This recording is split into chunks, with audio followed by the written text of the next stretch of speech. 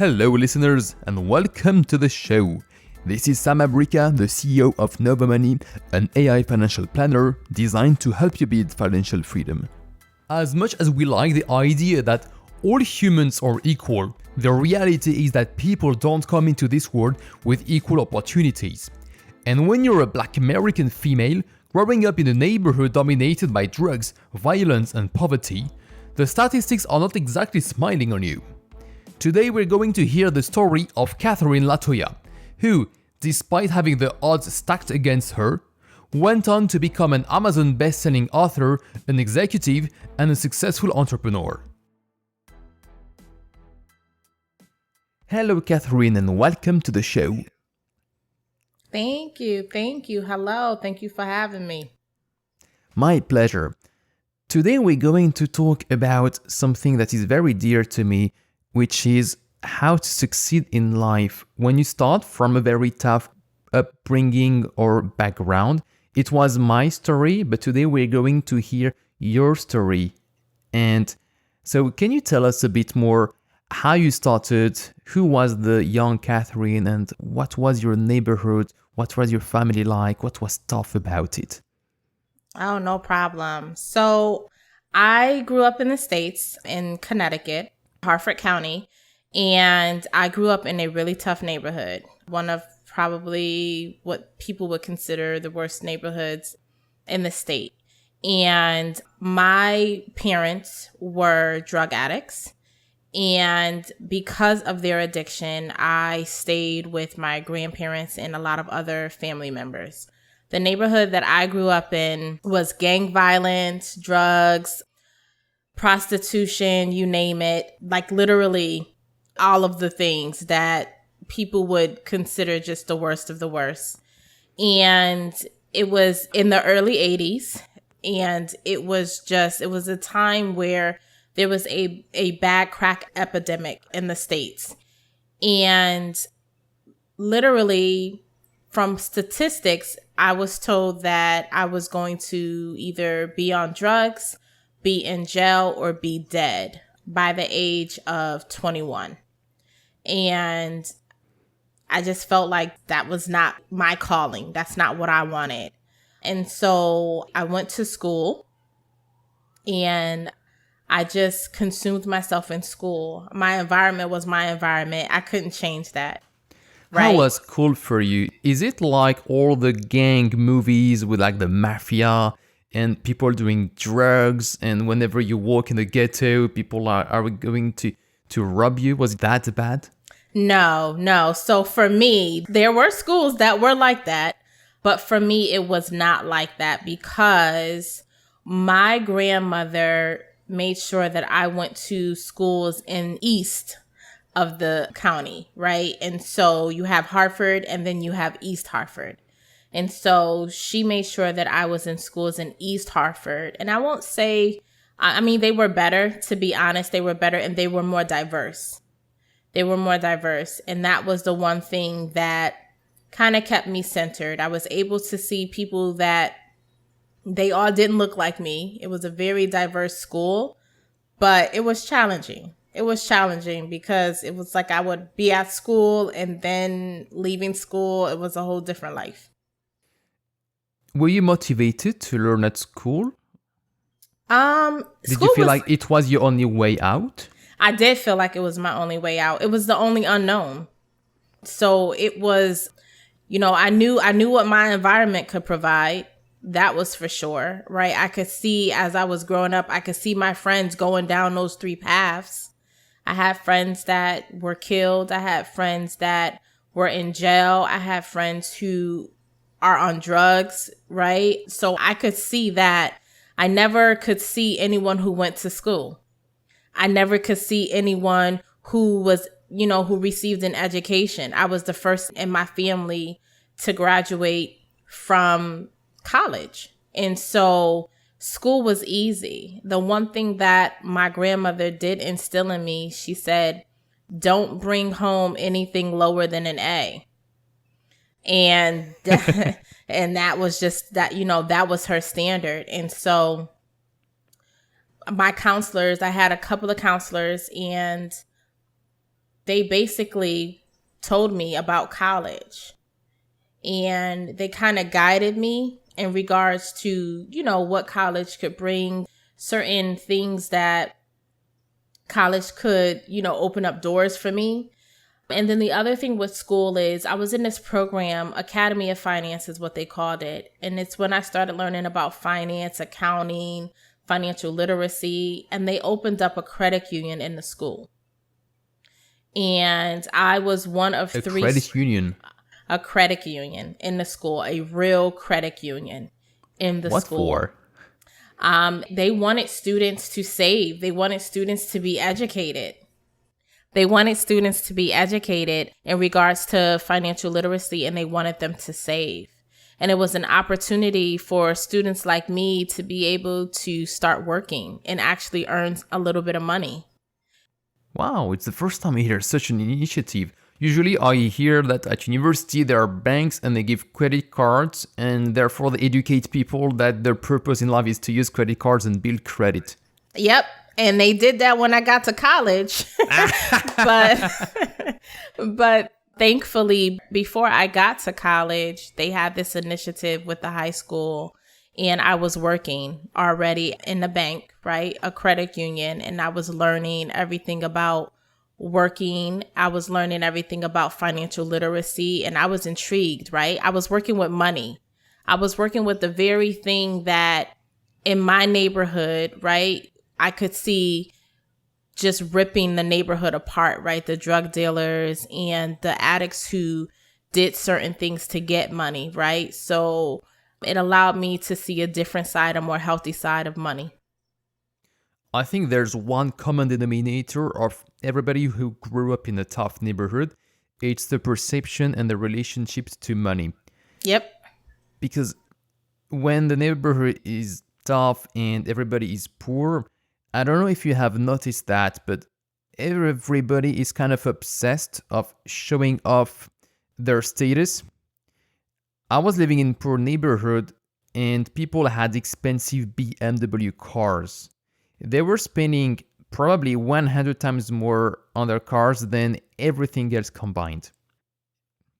And it created this kind of envy and jealousy, not the right healthy jealousy, the unhealthy jealousy of normal people who were trying to be like normal, decent, good citizen, trying to go to school, trying to earn a couple of bucks as having a normal life.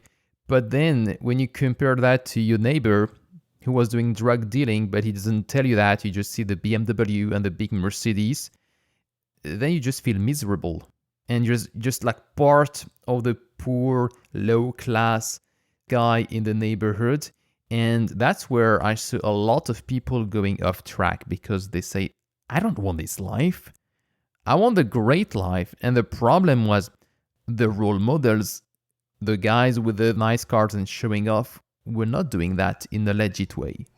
Absolutely. That's absolutely right. And as a young child, right, you see, the next kid with the nice sneakers and the nice clothes and, everything's name brand. They have the latest and greatest and you want that.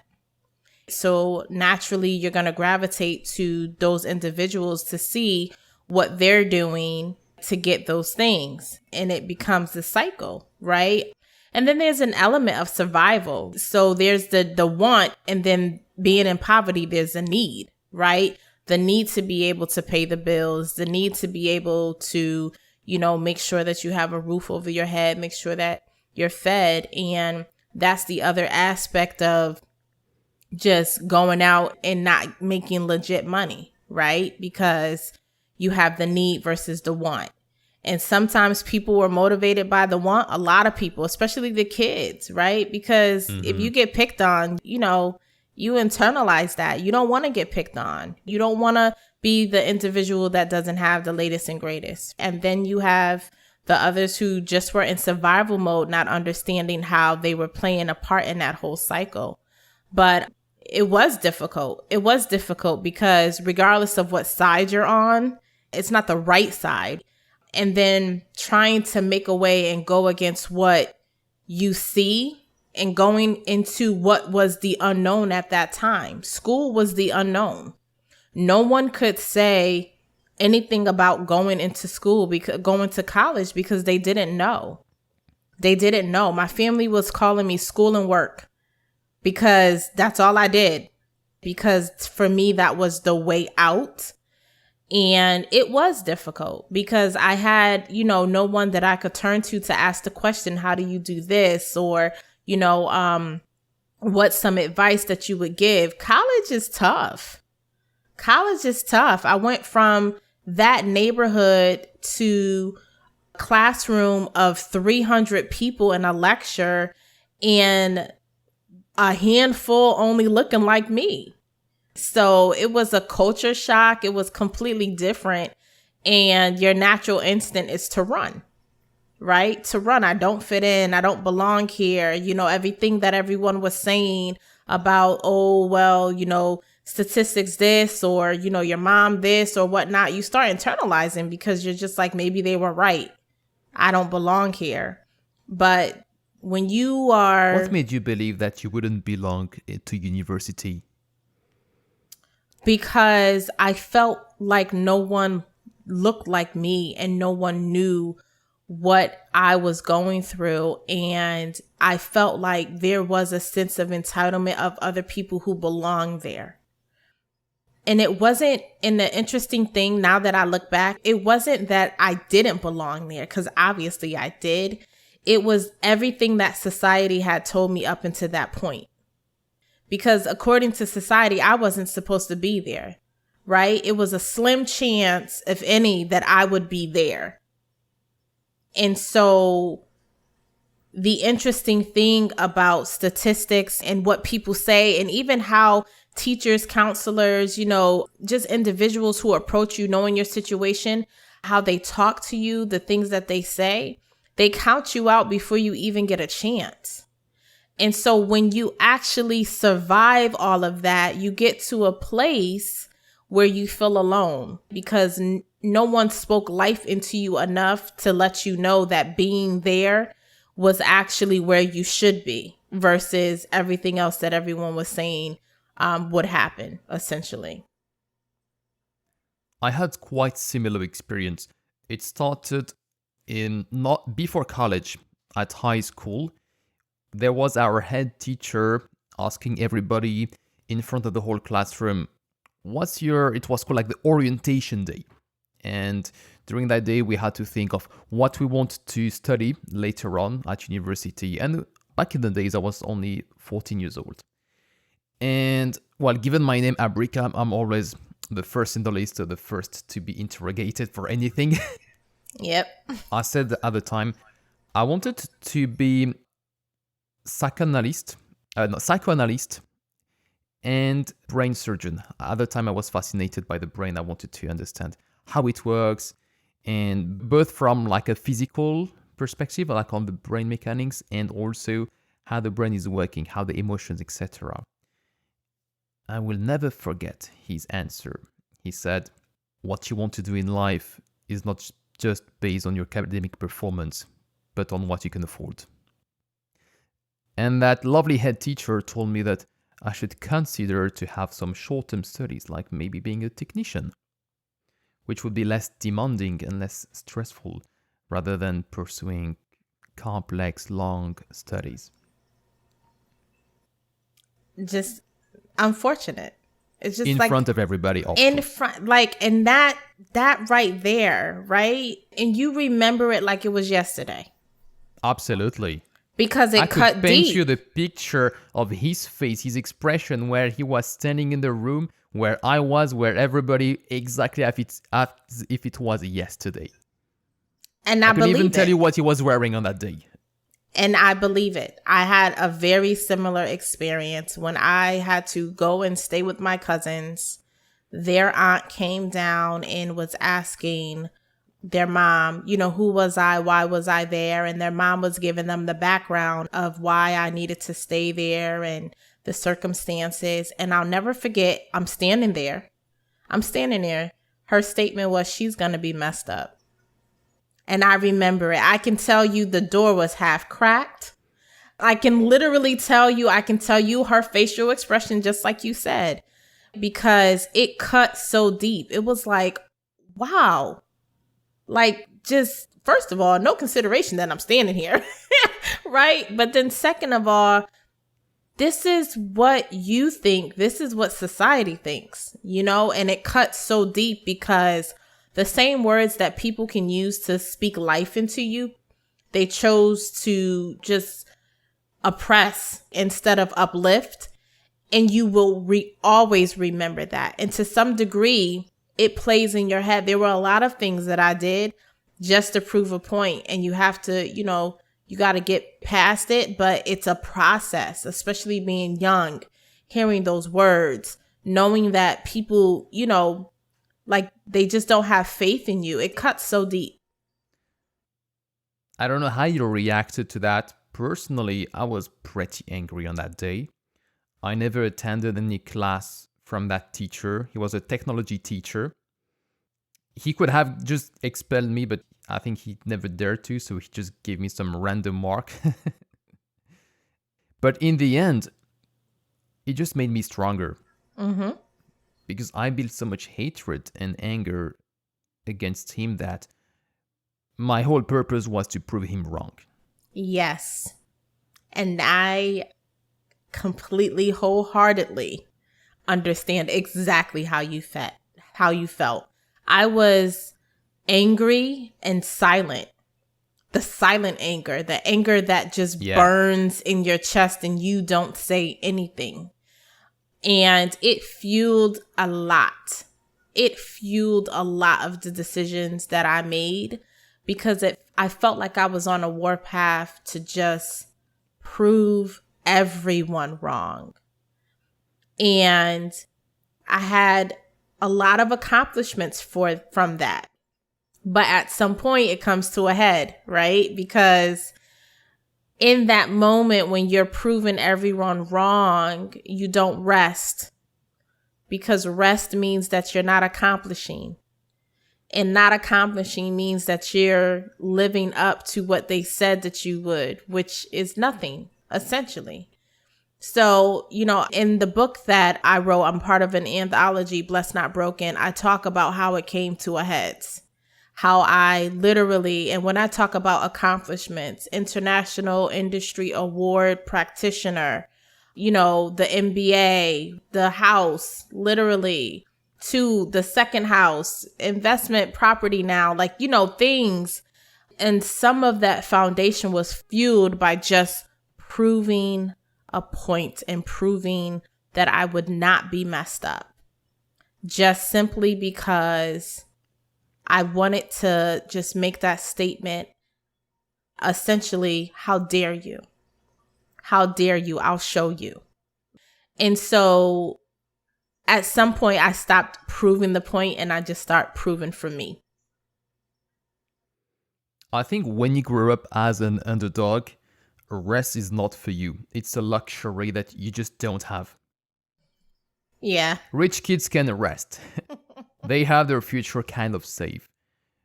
When you're not the rich kid, you need to get out of there.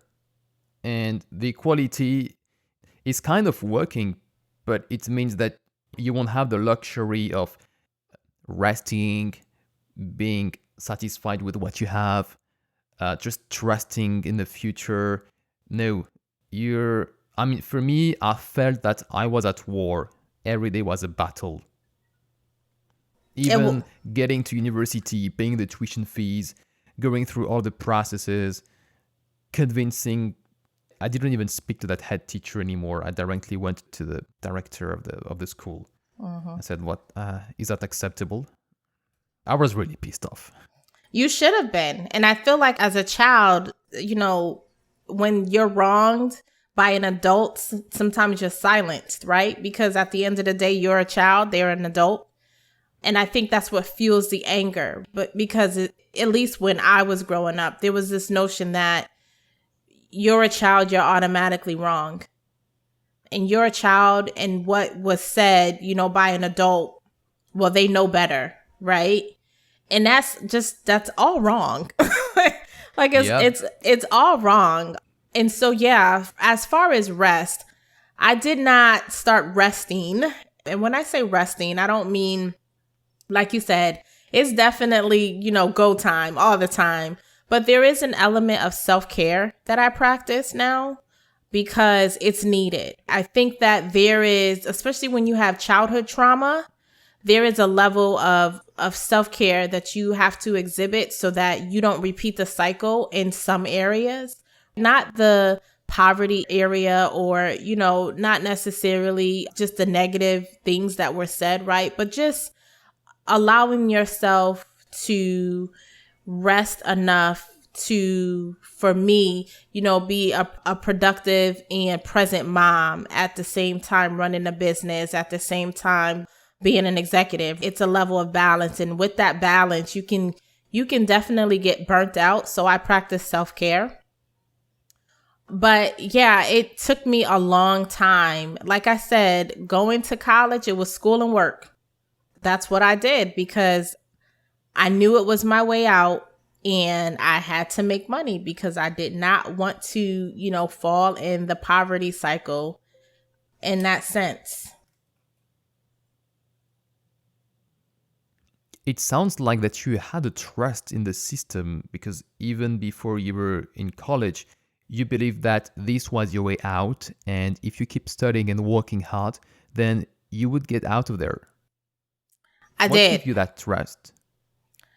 I did. So I had 2 counselors that I have to credit.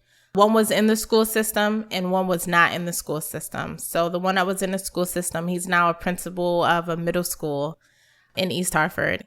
And the one was not in the school system was Steve Perry. And he's just like a renowned individual who assists, kids going to college, especially young men. He's opened up several schools.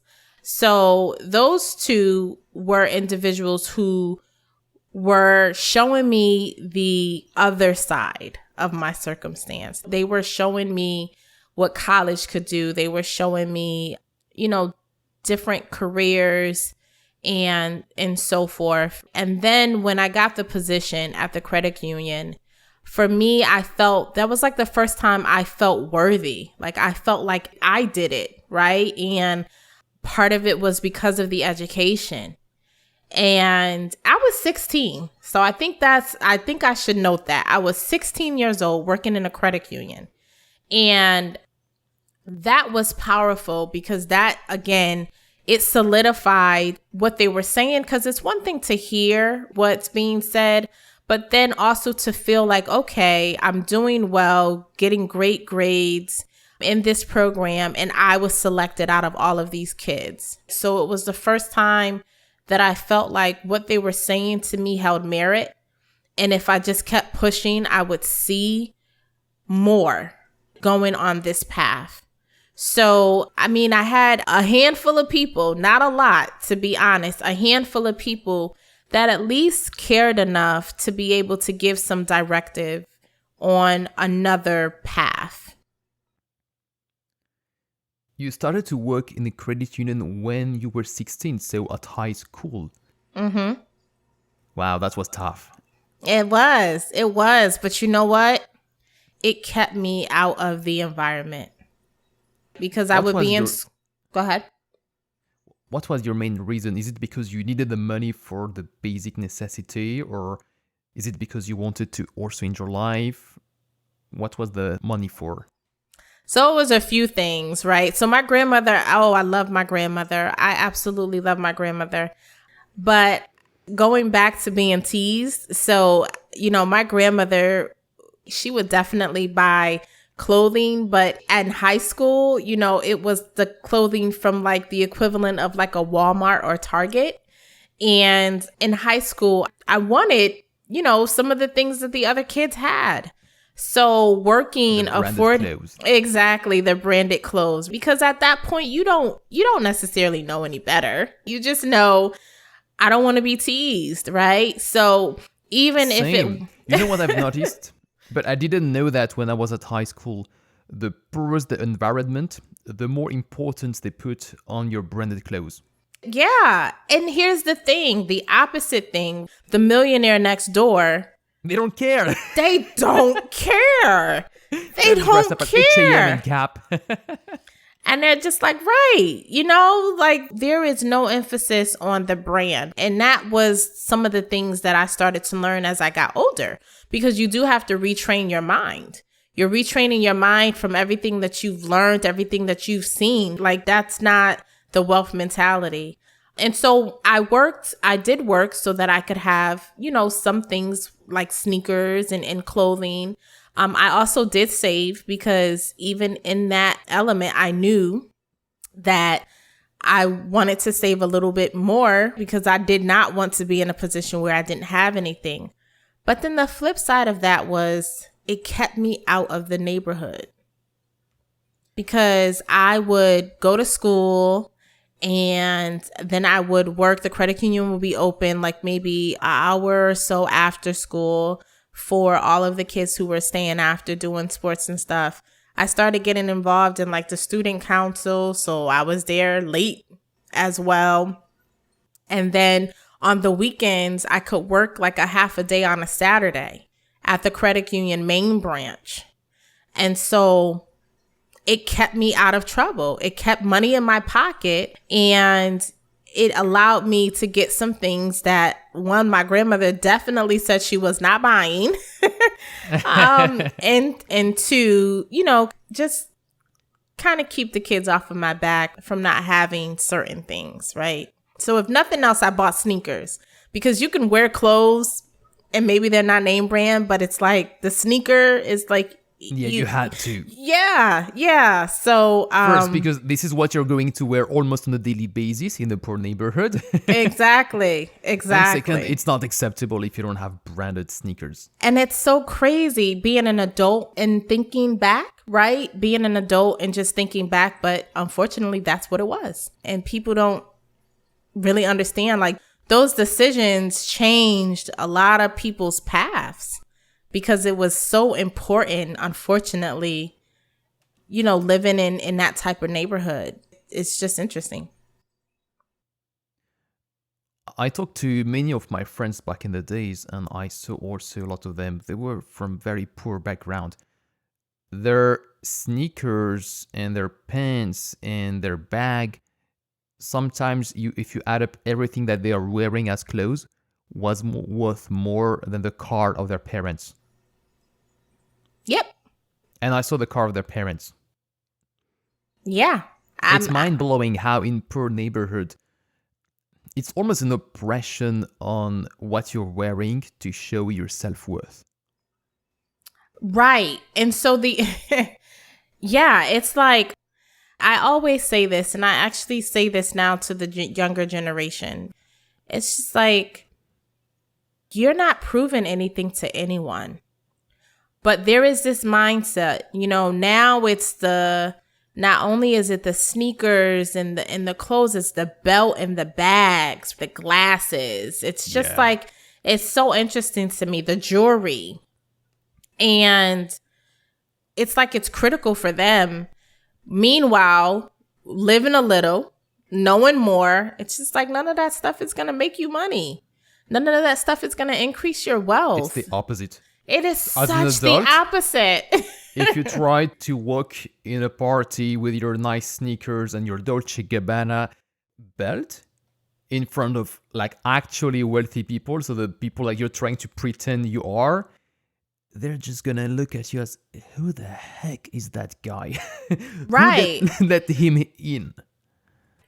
Right. And there's scenes where, you know, people want to show off their stuff, right? You're on a red carpet, you got to have, you know, something nice. But like everyday business meeting, happy hour gathering, like stuff like that. Even, you know, I'm around bank executives all the time. And yeah, you know, you have your expensive suits and so forth, but nobody's sitting there talking about clothing. No one's sitting there talking, you know, there might be an occasional, because I'm always in a male-dominated industry. So there might be an occasional, oh, that's a nice tie. Where did you get that tie? You know, something like that. But it's not, it's a whole different dynamic. And it's interesting because trying to get someone who hasn't seen that, right, get them out of their environment and get them to understand that is not wealth. That does not, those genes, that's not an asset. That's not going to increase your net wealth. Just trying to get that level of understanding, it's very difficult. And then you'll get the occasional, well, I just like to dress nice. Okay. And that's fine as well. But you're intentionally picking out name brands you can go into Nordstrom and you can grab a nice bag or something and it's not the main brand name. You get what I mean? So you can tell that it's definitely trying to impress peers. And it's sad because you're spending all of this money, but you don't have a home, right? You're spending all of this money. You don't have stocks, bonds. It's just certain things. You don't have it, but it's so important to you to have this belt or this jewelry, or it's just interesting to me. Back in the days, the goal was to have the biggest name brand everywhere, on your t-shirt, on your jacket, the bigger the better because everybody could see it. Mm-hmm. And I have a friend, I met him in my first internship when I was my last year of engineering. And he came from also a tough background. He made it, he managed to study, and we were dressed in a suit. It was his first week. He was so proud that he made it. He's wearing a suit and now he's going into the corporate ladder. He bought a suit from the brand Boss. And he left here on the sleeve the brand Boss. Because usually they kind of show that because, Boss is kind of the mainstream brand for casual suits, etc. It's not for the connoisseur who love the suit. It was not yet his case at the time. And his first week, he comes super proud with his new suit. Oh yeah, look, I made it, etc. I can tell you, he was picked up and mocked by everybody. Right, because when you're in corporate, they're like, okay, or when first lunch, they don't. It's okay. He quickly learned his lesson. and that's the other part of just, coming from that type of environment. You really don't have anyone to teach you. You don't have anyone to teach you. And so you almost learn by fire. So I remember my first corporate job. I'll never forget it. I had pink pumps, like pink pumps. Yes. And, I had a piece of jewelry and it was a really long chain. And I just thought I was surefire. I'm telling you, you couldn't tell me anything. And, thank God for people who instill, certain things in you, because again, no one had ever worked in corporate. In my family, right? My family, manufacturing, blue collar. And so there was no one who could tell me that maybe I shouldn't be wearing that. So it's interesting. But like you said, you just, at that moment, you're just like, yeah. I'm going to go in there and I'm going to look good. And you find out differently real fast. Real fast. It's definitely one of the things when you are an underdog. You need to adapt to new context.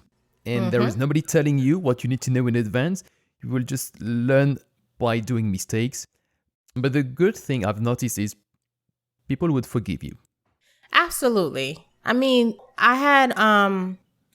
had one, and I guess I can say a mentor, say, you know what?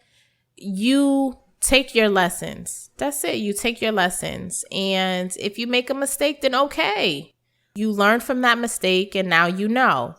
And so people definitely will forgive you. It's not the end of the world. Even if you just think of celebrities who have their PR issues, it comes and it goes. And, that's that. I think that one thing that I did learn throughout the process, I did have some things that were instilled in me. What to wear, what not to wear. Some of the things in corporate. But I see you've traded your look to a gray corporate jacket. Very elegant. Listen, I'm telling you, pull it out of the closet and that's just that, right? But One of the things that I will say is you always have to be authentically yourself, right? And so for a very long time, and I don't know if you went through this as well, you have this background, and it's not that you're ashamed, but you want out so bad that you don't talk about it, that you don't reference it, that you kind of keep this separate world of where you are professionally in college and, you know, in corporate and so forth. And then you have your family dynamics and, you know, everything, and you keep them separate. And it's not that you're not authentic in that professional setting, but you're not holistically you. And so last year was the first time that I merged the two, because it was just like, you know what? I know that I'm not the only person who has had the issues growing up, the family dynamics, or, you know, just that component. And in order for me to lead, in order for me to truly be the leader and have the compassion, I have to show up holistically me, authentically me. And I think that sometimes when you come from the background that we come from, people don't want to feel like they're going to be judged. And I also feel like people don't want to feel like they can't make a mistake because of their background and that dynamic. Everything has to be perfect. No, that's not true at all. That's not true at all. And I think that people should talk more about who they are, where they come from, because it gives you a level of understanding of how that person may think or how that person may react or what those values are, right?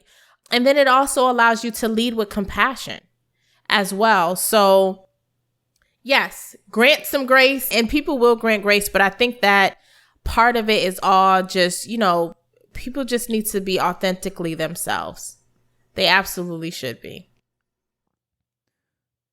Back in the days when I was getting my first job and first internship, 21, 23, I definitely believed that I was not allowed to make any mistake. I had to be perfect because I could see all my classmates getting offers, opportunities so easily. They had a network, they had their parents, they could do all the introductions. Nothing was given to me. So to get to the same level and the same position, I had actually to outperform. Mm-hmm. You know, you're a black woman. I think if you just have like equal performance as anybody else, that would be enough. You probably need to outperform to get the promotion and get to the next level. And you're absolutely right. You're absolutely right. It should be enough to perform. It should be enough to just perform, right? But there is an element, and I'm not when you're the underdog. You're not allowed just to perform reasonably. You need to be on top of your game. You need to be better than the others because you don't start with the same cards in your hands, and they're not as good. And no, they're not. And I don't think that people, I mean, you know, there is a lot of discussion about it, but you're absolutely right. As a Black woman, especially in corporate, the level of work that I had to do to get to where I am as opposed to my peers, and there's still an element of that. Let me not sit here and say that everything is great and so forth. There's still an element of that, right? It's unfortunate. And then when you add on to the fact that you did not come from a certain background for your parents or your family to make connections, to get you indoors, it increases the disparity between you and your colleagues. So for me, it's been a constant challenge, but I'm a hard worker and I know my value. So that's the other thing. I know my value. And for me, you know, I always tell people will pay you what you're worth as long as you speak up. And if you're with a company that is not going to compensate you for your knowledge or your performance, then you're with the wrong company. You're with the wrong company. But it's unfortunate, and you're right. I felt like everything was a battle. everything was a fight. There would be some times, I'm spiritual. I believe in God. I would just say, God, can I just have it for free this time? I'm tired. Just give me a break. Just give me a break. Like, I don't want to fight anymore, But you're absolutely right. It definitely 10 times, 15 times more the work to get to the same level. Yes. Personally, I think it's more a blessing than anything else. Because as you said earlier, I never rest. My colleague always asks me, hey Sam, do you take any days off? I don't need to take any day off. I never had a chance to take day off. So for me, everything is a battle. I need to get on top of my game for everything that I'm doing because I know that's the only way I can succeed. And in the end, what it creates this level of expectation and of performance that I need to reach for everything. And I think it really helps then to build a stronger mindset that is really necessary to succeed in the hard things in life. Absolutely. So I will tell anyone, those who have gone through what we've gone through, as well as those who feel like they need to get out of their current situation and like they must get out of their current situation. Do you understand? Like there's one, I want to, I want something better. Like, no, I have to, right? You have a level of strength and a level of endurance and a level of just work ethic that supersedes your peers because you feel like you don't have a choice. You feel like you don't have a choice. You just constantly have to keep going. And then here's the thing that people don't really think about, because you'll get some people say, oh, you're doing so well for yourself. You made it. Because of where you came from, you don't know how to stop because your fear to go back to that outweighs anything that you can accomplish. Anything, because in your mind, all you know is, I don't ever want to go back to that. Yeah, nobody can forget its childhood. Not at all. And what it means to be broke. Not at all. And I think that, there's even if I'll give you an example, like Will Smith, right? There was this discussion that he had with his wife in regards to, he doesn't spend his money as if he's a wealthy man, because in his mind, he still remembers his childhood. And so it just goes to show you, yes, you can succeed. Success is how you define it. But you're always going to remember. You're going to remember. And just the mere thought that could be a possibility will fuel you. But I have to say, there is an element that comes with that you also have to protect your mental. Because the other side of just that trauma that people don't talk about is the mental health. And there is an element of going through that trauma where it rears its head as you go through life. Even when you're successful, it rears its head because you're so traumatized. And it's a fine line. But the one thing, regardless, is that work ethic remains consistently high.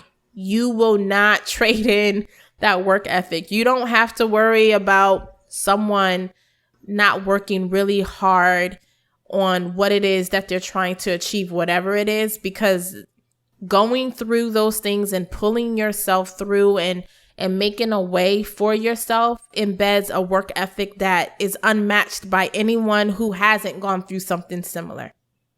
And that's just the fact. Whenever I feel down or unmotivated, I just picture myself, how was my life when I was a kid? And then it automatically brings the motivation, because there's no thing in the world that would make me want to go back to where I was. Right. But Sam, do you take the opportunity to just sit and enjoy your accomplishment. Because I think that that's something that we rarely do because we're so focused on not going back to, those places and having broke or just, the trauma, right? That we don't see the accomplishments in ourselves and actually sit and just enjoy it at any given time. Do you do that? I don't think I'm good at sitting and enjoying accomplishment. I rather enjoy the process and the progress. But for me, I'm never doing enough and I'm never done. I want to get as far as possible as where I was. That's why I'm really obsessed by building financial freedom, being able to do whatever I want with my time, not being forced to work at McDonald's or any last job that I really hate just because I need absolutely to eat and pay the bills, and being able to say no to some abusive manager who would treat you like below human level. I've been there. I've done all of that. I know where it was. And for me, the further away I move from that, the better I am. That's why it really drives me crazy when I see so many people accumulating a lot of credit card debts, very expensive, toxic debt, and they don't even seem worried about it. That would drive me nuts. So, doing the work that we do, we do see that. And I think that, again, just having the background and understanding the mind frame, it allows us to have compassion, because a lot of times when you see those habits, it's stemming from something else, right? It's stemming from that childhood trauma. It's stemming from not having those things. So if you go back to what was the first thing that I did when I got my job, I got some sneakers, right? People tend to do that when they go to college because it's the first time that they can have that freedom. And of course you have the credit card. They can't do it in that sense anymore, but you would have the credit card company sitting there telling you, sign up for this and you'll get a free water bottle, free shirt or something, and presenting it as if it was free money. And so they would get in the same habit that you always dreamed about. Yeah, exactly. And so when you see that happening, a lot of times it's because there was a lack thereof growing up. And then sometimes it's just not having the discipline. But the people who are striving for financial freedom, they ultimately get to a point where now they have to pay off those credit cards and they turn it around. But it's a process to get there. And so I see it a lot. And a lot of times sometimes it's just people trying to fund a dream. So when we work with small businesses, a lot of times it's people trying to fund the dream of getting their business off the ground so that they can obtain that freedom that you talk about, right? Not working for someone, not, needing to be treated a certain way. But ultimately, debt is debt.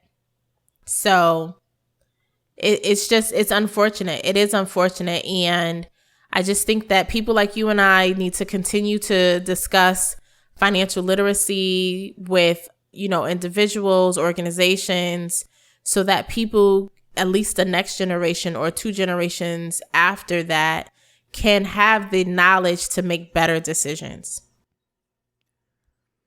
The funny part, I use also like 99% of people to desire more than what I could afford. My list was so big that it wouldn't even fit in the book, because I compiled the list since the day I was a kid of all the things I wanted.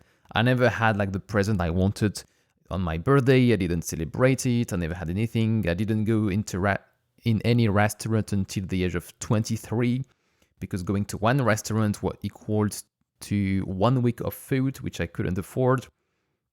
And the only way for me to get away from that is to have all the money to actually buy the stuff that I thought I wanted to buy. The funny thing, once I had the money and once I started to earn my life very well, there's one thing that I desired still. It was to have like fancy hi-fi speakers because I'm a music fan, and I bought expensive hi-fi speakers. It was my luxury. But everything else, I just stopped desiring it. So I had all the money sitting in my bank account. I thought I would buy and be happy. I just didn't want it anymore. But that wasn't your immediate thought. At the time, no. I thought, oh, wow, I can't wait to buy this and have this and have that, because I will finally be happy and I would get away from this feeling of being deprived. Because when you have been deprived your entire life, it's an obsession for you to get more stuff than you actually need. But you don't know that. You don't know that yet. Right. And I was 100% convinced that I absolutely needed that to be happy, because I was still in a deprived state. The day the money was on my bank account and I could just click to buy it, I didn't want it anymore.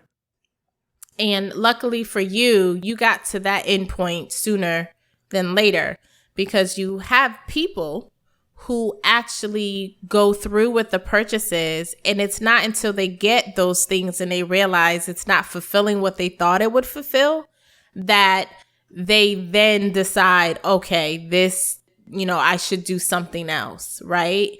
So luckily for you, you got to that point before you actually did spend, because a lot of people don't. A lot of people don't. Yes, and you know what? It's not even their fault.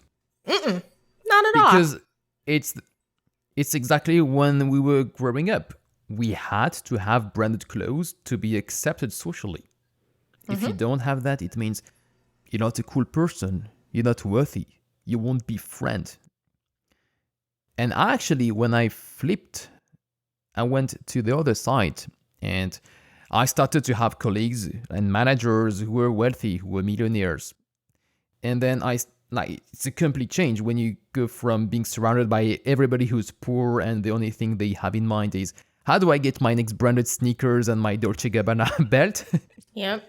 To talking about the investment strategy with your manager and giving you, he was like giving me advice on, okay, the real estate and how he builds portfolio, etc.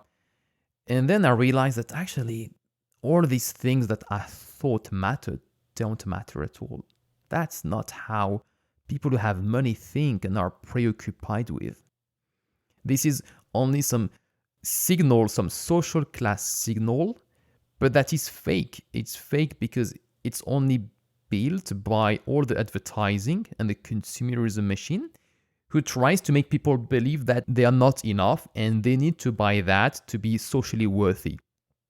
And what I realized, and it was life-changing for me, is when actually people who had the money, they can't even be bothered to look at all the advertising and all the social pressure. They don't spend 1 second of their mind and of their working memory to think about it. No. This was my liberation. And if they decide to buy something, then they just buy it. But it's not the priority. The priority is to build wealth. The priority is to invest in things that make you money. And then you'll find that there also is an element of balance. You also want to be happy and spend for things that will contribute to your happiness, but they're not material. It's things that it's memories, it's time, stuff that you can't buy. And yeah, there might be like a financial component. So let's say you take a family trip, but it's not where you're going. It's the memory of the time together, right? It's just a different mind frame. It's a different mind frame. And when people understand that, then the habits can change. When did you understand that, and when did you change your mindset about it? So again, I was taught financial literacy early on through the program. I feel like I did go through a point where I wanted what I wanted, but I never was a spender. I never was a spender. If I spent stuff, I'll give you an example. When I was in college, I bought a car. So I bought a 2-year-old Maxima at the time. And I probably shouldn't have done that, to be honest. How right? much is that worth? At the time, that car was what? $17,000, and I was in college. Like, I was a freshman, sophomore in college, and it's just like, who does that? Who gets a $17,000 car in college, right? On credit? On credit, yeah. I didn't have it. No. So, I made that mistake. I mean, little things here and there, buying name brand pocketbooks or, just stuff like that. But I never was a spender in that sense. But I will tell you this, and to this day, I don't feel like it's a bad thing, but I have moments where I will spend, like, let's just say I'll spend $5,000 or so on a vacation for the family.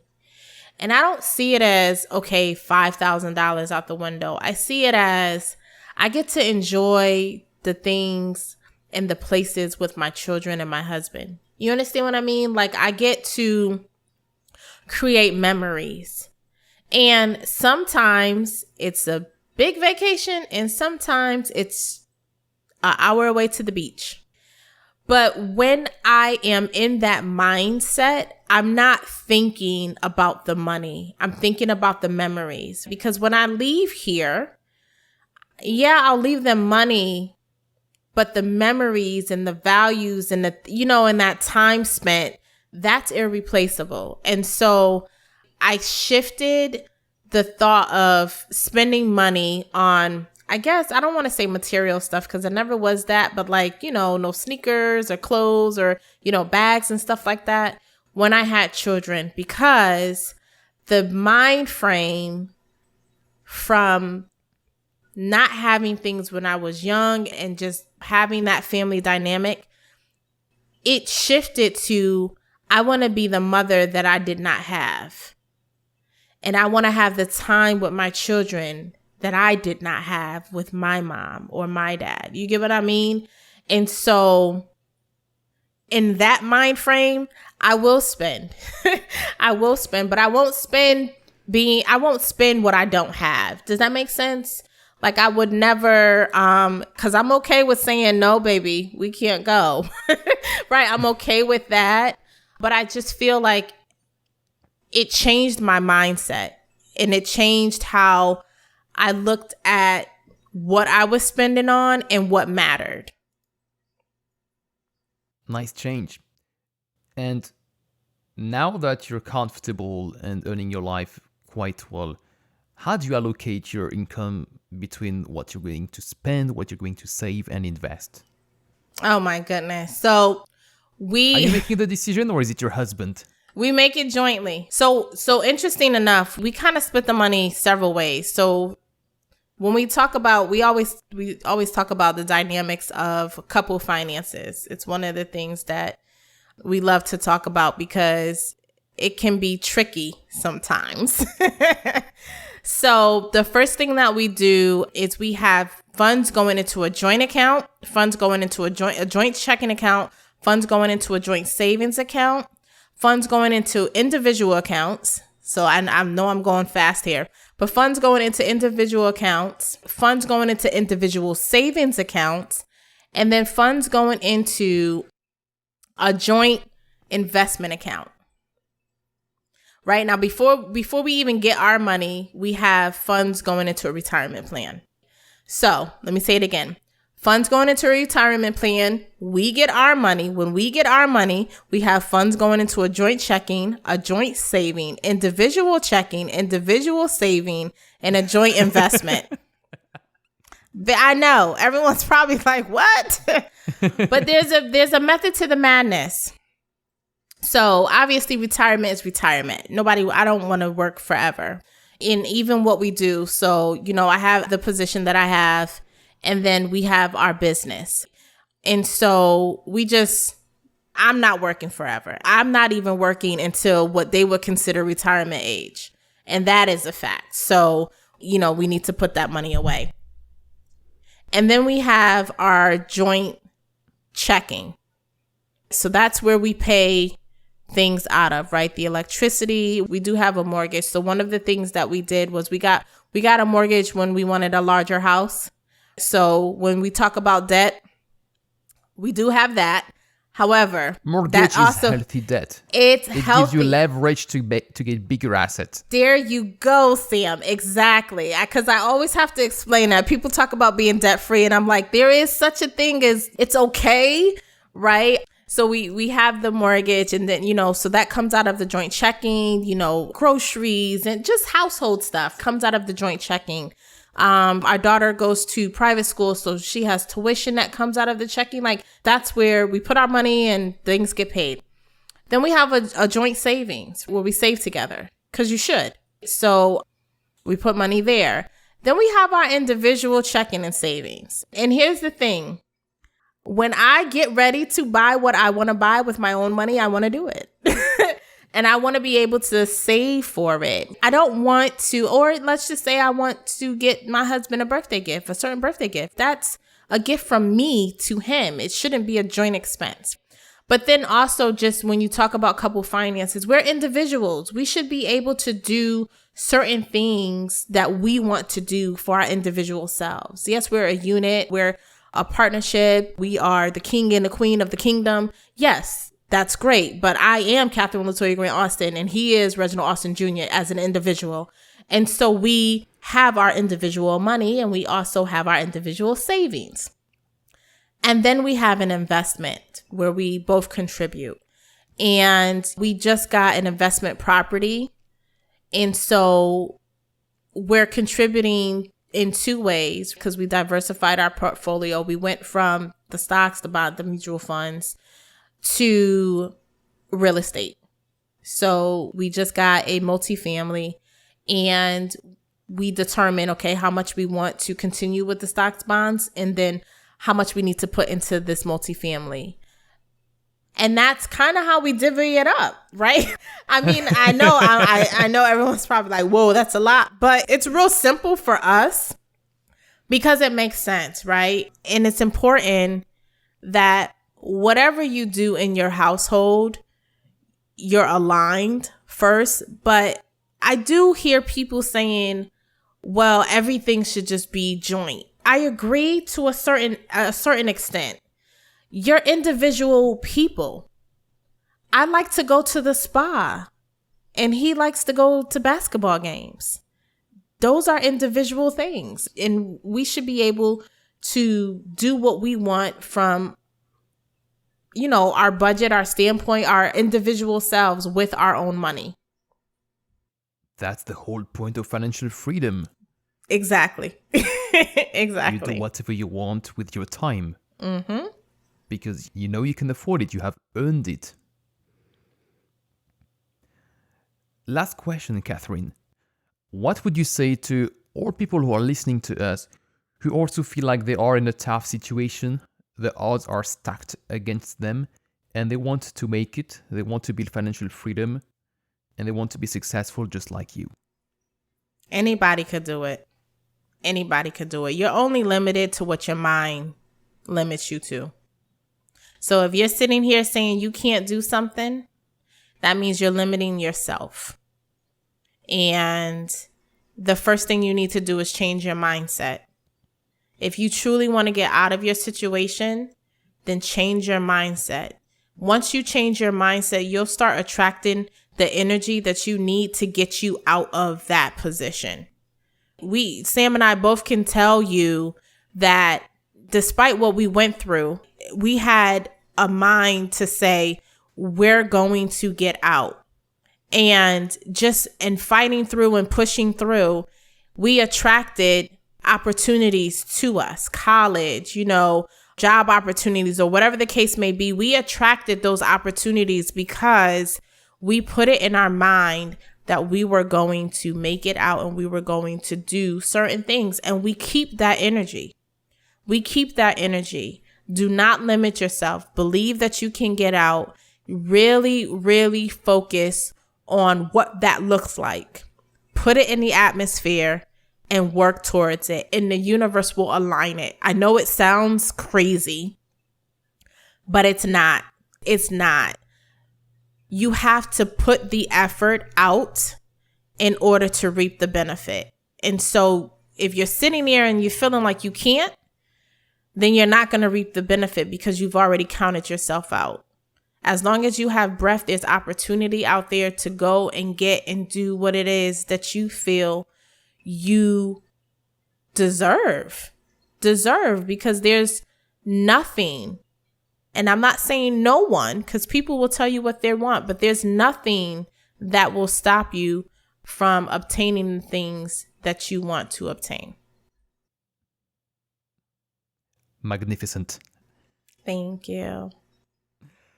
Thank you so much, Catherine.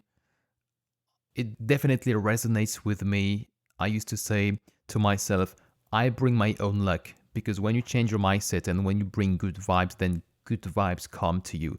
And I know it's very hard when you feel like you're so down that nothing good can happen to you, that everything you want to push is just like the size and the weight of a mountain. But if you keep doing it every day and you never give up, good things will come to you eventually. Absolutely. I promise. Absolutely. 100% agree with you. Thank you so much, Catherine. Thank you. We wish you all the best. Thank you for having me. Thank you. Thank you for listening. I hope you found this episode enjoyable, inspiring, and educational. In this era of instant gratification, it is more important than ever to train our delayed gratification muscle. So keep learning, keep improving by 1% every day.